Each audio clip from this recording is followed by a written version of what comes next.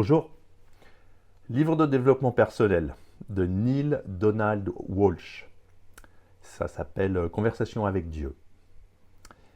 Il a traversé une longue période de détresse émotionnelle et c'est à la suite de ça qu'il a écrit le livre. Un soir, dans un élan de frustration, il rédige une lettre à Dieu, posant des questions sur la souffrance, l'amour et le sens de la vie. À sa grande surprise, il reçoit des réponses qu'il attribue à une voix intérieure divine.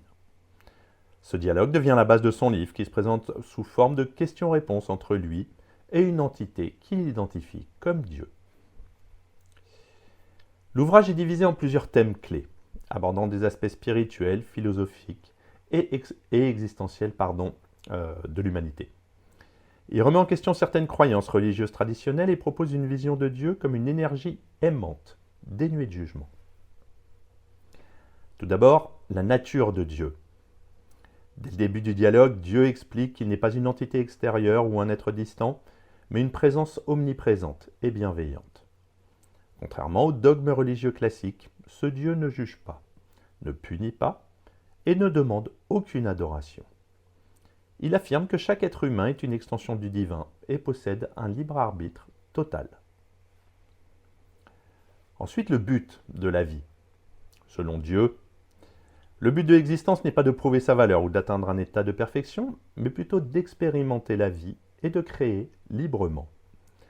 Chaque âme a un objectif unique, mais le but ultime est de revenir à la conscience de son unité avec le divin. Ensuite, il parle du rôle des émotions et de la pensée. Dieu explique que nos pensées sont des outils créateurs. Ce que nous croyons profondément devient notre réalité. Ainsi, le bonheur, la souffrance et les expériences que nous vivons sont le reflet de notre état intérieur.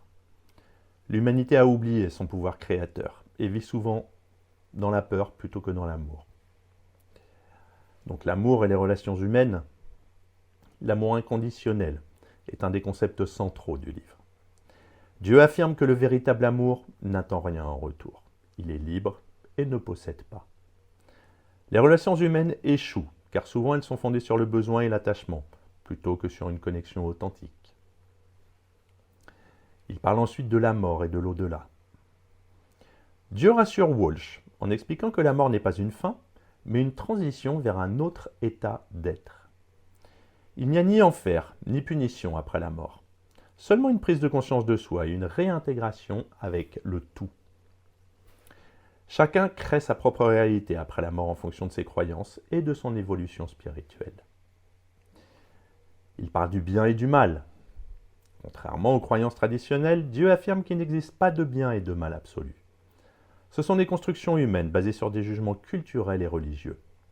Chaque événement a une raison d'être et contribue à l'évolution de l'âme.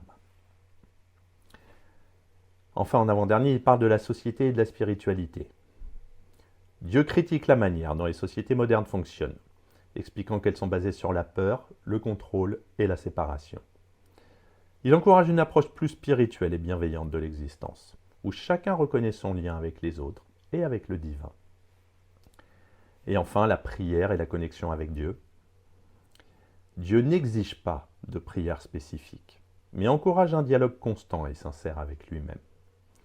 La prière est plus efficace lorsqu'elle exprime une gratitude pour ce qui est déjà accompli, plutôt qu'une demande fondée sur un sentiment de manque.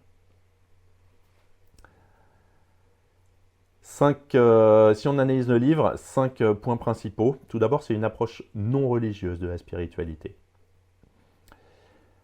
Un des aspects marquants de Conversation avec Dieu est son rejet des dogmes religieux traditionnels. Dieu n'est pas présenté comme un être extérieur, distant et jugeant, mais comme une énergie aimante et omniprésente. Cette approche séduit de nombreux lecteurs qui cherchent une spiritualité plus libre et inclusive. Ensuite, il y a un message universel et accessible. Le livre est écrit dans un langage simple et direct, ce qui le rend accessible à tout le monde. Il ne s'adresse pas uniquement aux croyants, mais aussi à ceux qui s'interrogent sur le sens de la vie, sans se rattacher à une religion particulière. Il parle ensuite de la loi de l'attraction et le pouvoir créateur. L'idée que nos pensées créent notre réalité est une notion centrale du livre également, qui rejoint la loi de l'attraction popularisée plus tard par le secret de Rhonda Byrne. B-Y-R-N-E. Vous avez le résumé sur la chaîne. Cependant, cette idée peut être controversée. Certains estiment qu'elle minimise la complexité du monde et les injustices sociales. Un regard différent sur le bien et le mal. L'affirmation selon laquelle il n'existe pas de bien et de mal absolu peut être difficile à accepter pour certaines personnes.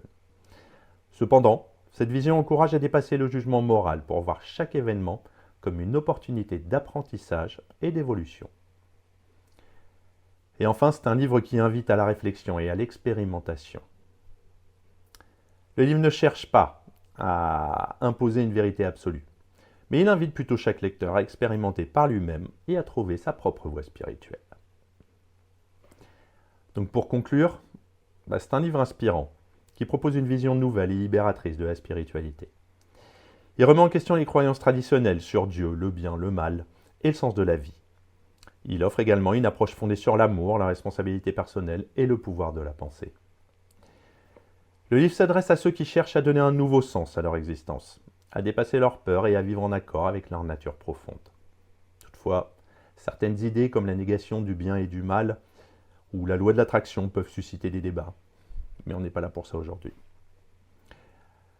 Donc on adhère totalement à son message ou non. Conversation avec Dieu offre une réflexion enrichissante sur la spiritualité et invite chacun à repenser sa relation avec le divin et avec lui-même. À bientôt.